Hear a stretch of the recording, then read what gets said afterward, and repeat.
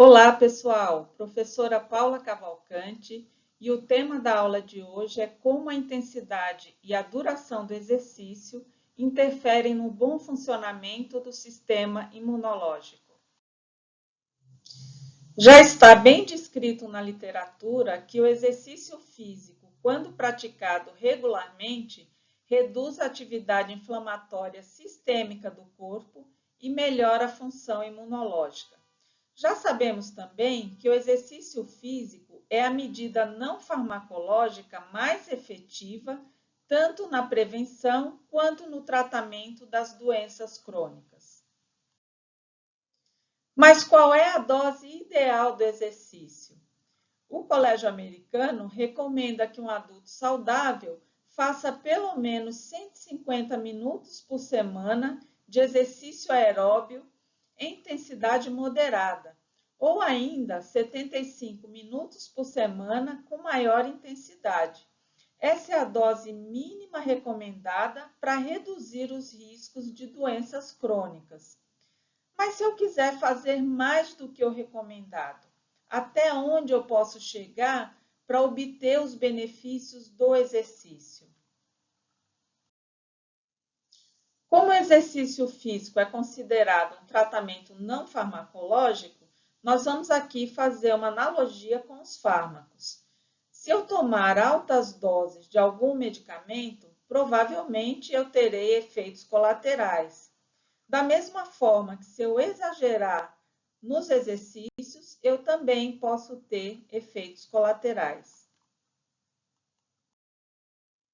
Esse trabalho de 2015 estudou a dose ideal da corrida, fazendo uma associação com a taxa de mortalidade por todas as causas e a longo prazo.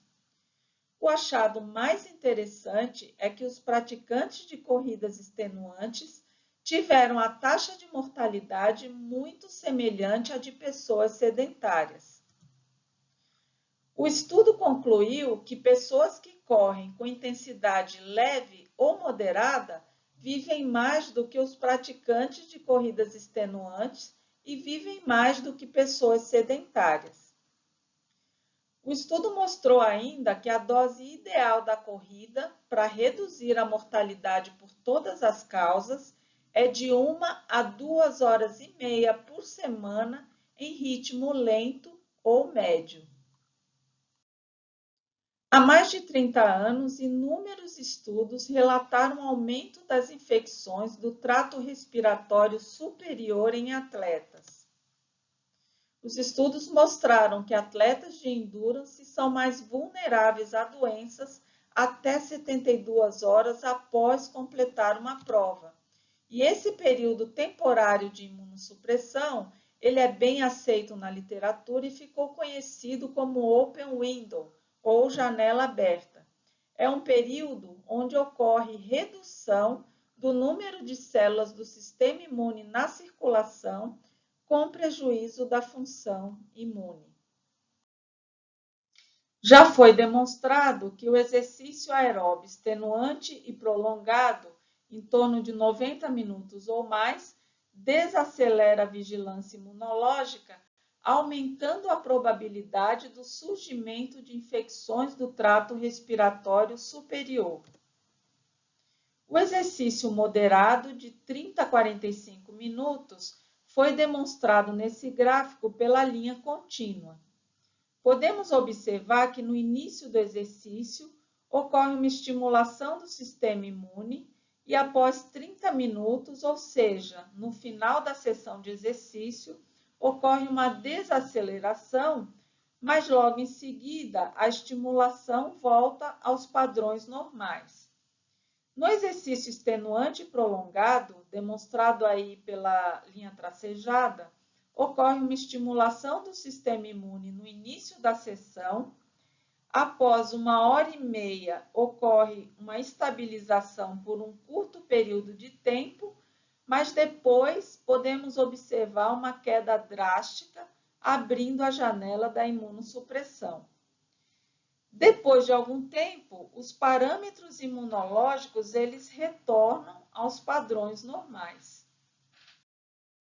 Se ocorrer repetidas sessões de exercícios extenuantes sem uma recuperação adequada, a janela aberta ela pode se prolongar e provocar um estado de imunossupressão crônica. Percebam no gráfico que a função imune ela vai sofrendo prejuízo a cada sessão de treino. Vale destacar aqui a importância de uma boa periodização, levando em conta as cargas de treino e o tempo de recuperação adequado entre as sessões. Embora ainda não exista um consenso na literatura de que atletas de elite apresentem mais infecções do trato respiratório superior do que a população geral, os episódios dessas infecções em atletas não seguem a mesma sazonalidade da população geral. Nos atletas, as infecções se concentram no período das competições. Alguns estudos mostraram que após a participação em maratonas e ultramaratonas, os sintomas das infecções do trato respiratório superior aumentaram de 2 a 6 vezes nas semanas seguintes à competição. Por outro lado, o exercício praticado regularmente com intensidade moderada reduziram de 40% a 50% o aparecimento dessas infecções. Vale ressaltar que o exercício ele não previne o contágio pelos vírus ou bactérias.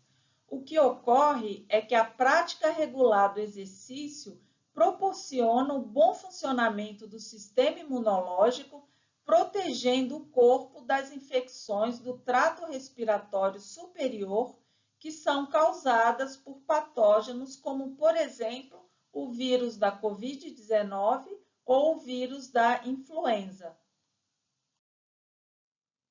Além do exercício extenuante, outros fatores também provocam alterações no sistema imunológico. O estresse psicológico, as viagens longas, deficiências nutricionais, mudanças ambientais extremas ou interrupção do sono são fatores que também têm ação imunossupressora. Então, as pessoas que costumam fazer exercícios mais pesados devem ficar ainda mais atentos a todos esses fatores.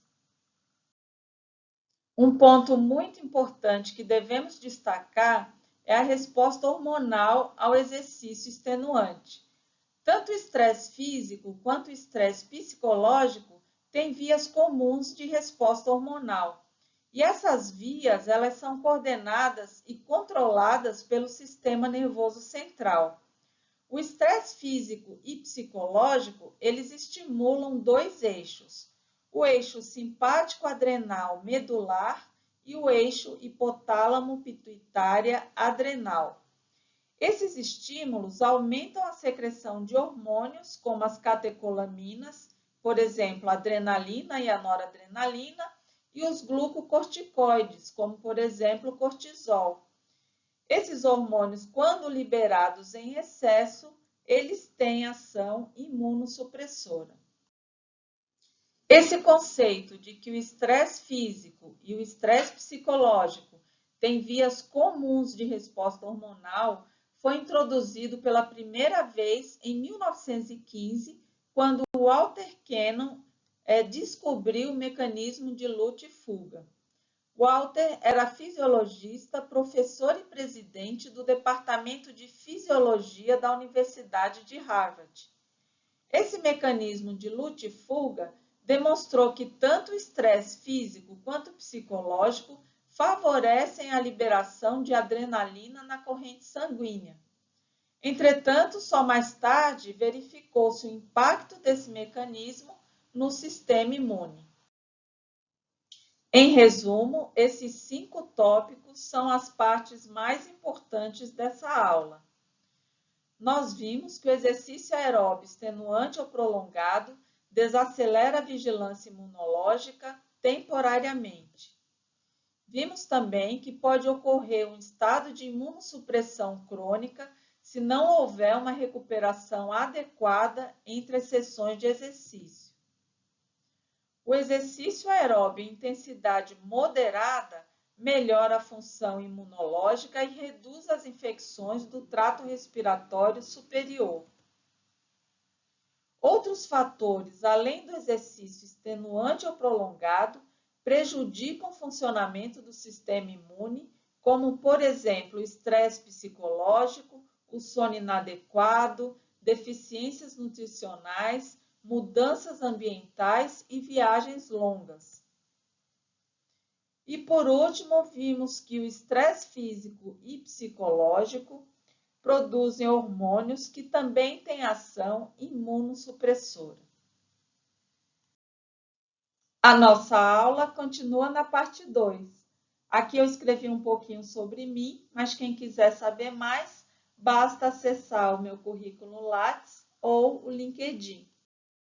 Muito obrigada a todos e até a parte 2. Tchau, gente!